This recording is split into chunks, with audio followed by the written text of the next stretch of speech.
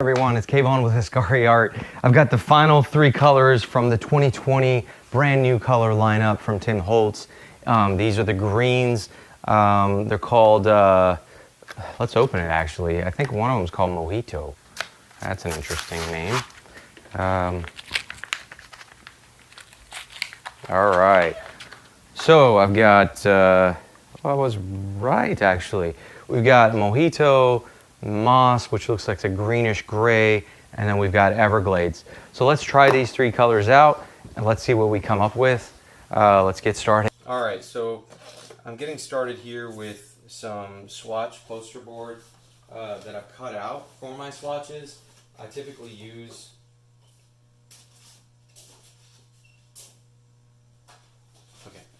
So I typically use plastic cardboard poster board for my swatches because it's just easier for me to, cut down and make swatches out of.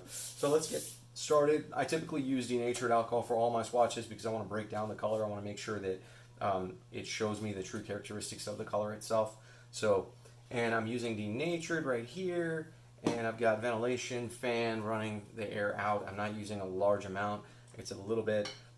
Check out my alcohol safety video. I should be using the respirator, but it's not a lot, and I have a window right next to me, so I think I should be okay because it's just not a lot of content, and I am pretty far away from it. So let's get started. We're going to get started with the first color that I am liking, and that is, let's try Mojito. I'm curious to see what color comes out of this. Very nice green, and I'm using a little Mojito air mover. It's actually a lens cleaner is what it's called. I know that Tim Holtz has its own lens like air mover, but I've had these for years because of the camera equipment that I typically work with, and this for my career side of things. So I use this to control it. It's a little easier. It's cheaper probably, and if Tim Holtz ever wants to send me one of these air movers, I would love to test it out. We should do a video of it. But other than that, I'm on a budget, so I gotta keep it low. So again, I'm moving the colors around of Mojito. I'm gonna try to break this down a bit. I'm gonna add a little bit more color to it because I want to see the saturation of color on the base, and that's typically what I like to do. And then I'm going to come in with denatured alcohol and thin it down just to see if there's any other colors that emit. This is a really pretty color actually. I'm really enjoying the dark grass green, mint green I guess. I guess this is where Mojito comes in because I think they use mint in it. So now I'm seeing some blues emit, and that's really cool. Again, you'll be able to see these swatches scanned on my website, free to download for anyone who's interested. As an artist, an alcohol ink artist, these may actually come in handy if you print them or have them on screen, and you can kind of just like look through them and see what you like, and then buy those colors and use them. And that's all I'm doing. I'm trying to help other artists just know what they're buying, because it can be costly, especially when you're buying a bunch of alcohol inks, you're buying alcohol, you're buying canvases or making your own. It can get pretty expensive just for an experiment. So I'm going to let this dry. It almost looks like a lettuce leaf. So we're going to move this to the side and let it dry. Actually, you know what? Before I do that, I need to do one more breakdown because I'm seeing some blue in here, and I want to make sure that I'm not just seeing that and that's not a mistake from some other color. So yeah, I was right. So I can see when I'm thinning it down and pushing it over, I'm seeing some blue residue. And if I hadn't done that, I would not have been able to see that. That could be really nice. And I'm going to leave that there. So when I scan it, you'll be able to see it. And it's leaving a residue. So denatured, typically 99% isopropyl and denatured are different, significantly different. Denatured has obviously got ethanol in it. It's got other chemicals. It's used as burning fluid. So with that said, it is very flammable, and it doesn't really act differently than isopropyl. It's just it causes the color to act differently. It lifts the color up and it does different styles, but the nature, it will still be the same versus the isopropyl, so I'm not worried about that. All right, so because people have asked me about that. So the next one that I want to do is moss. I'm kind of curious about that one. So let's drop some alcohol in and drop this down. This looks almost, I mean, this looks like gray. But let's see if it's got any other greens in it. And it is wet, so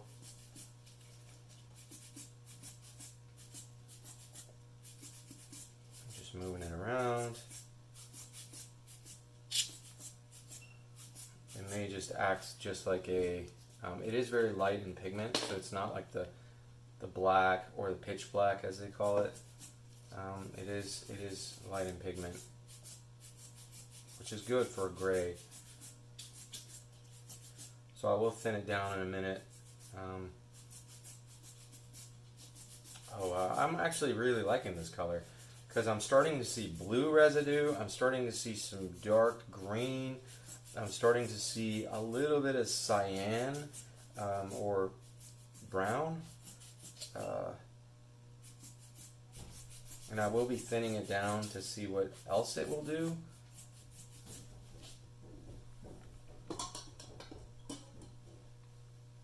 So let's thin it down right here, just to kind of see what it shows.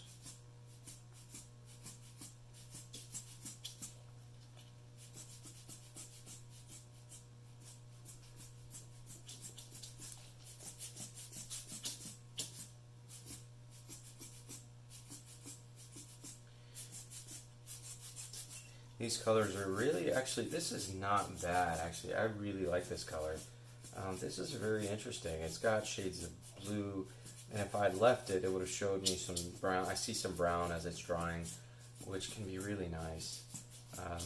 Again, these colors are not accurate when they're wet, so you want to make sure they're dry. So I'm going to move this over to the side and let it dry.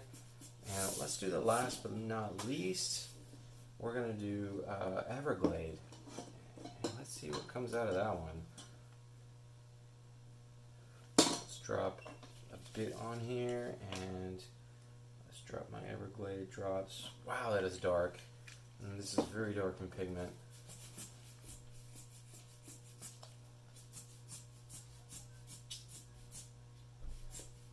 I'm going to move it around a bit.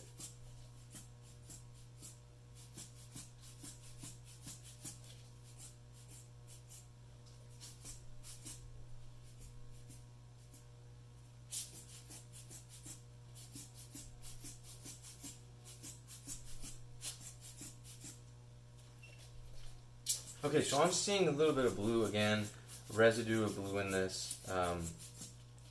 So the reason why I'm probably seeing blue in this is because yellow and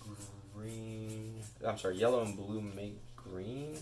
So it's just the chemical composite of what makes this color green. Sometimes it would be purple, sometimes it could be blue, sometimes it could be a hint of yellow or brown. But it's the residue that gets left behind when it is thinned down, it seems, when I move it off the page, which is not a bad thing. I mean, there's some really cool things happening. So I'm going to thin it down now and see what effects it gives me. And as you can see here, it's literally pushing, bringing out and leaving the blue.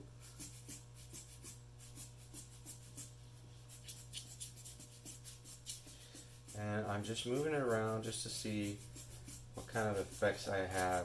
I mean, does it completely lift? Does it leave a residue? That's the question, and that's why I do these swatches. So I truly know what I'm working with as if I decide to do some art. So that's the purpose of me making these swatches and providing them to other artists. I want everyone to have these and use them for their own reference. Let's add a bit more alcohol here and push this out so I can show you the residue that I'm referring to when I'm saying residue of blue left behind.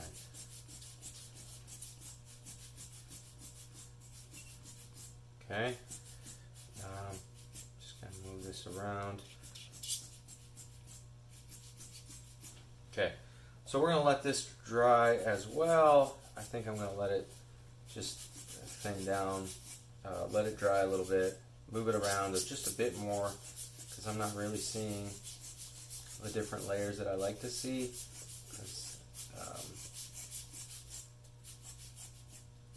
And this one leaving a little bit of residue, like pigment, behind, and I will typically clean that up when I go in.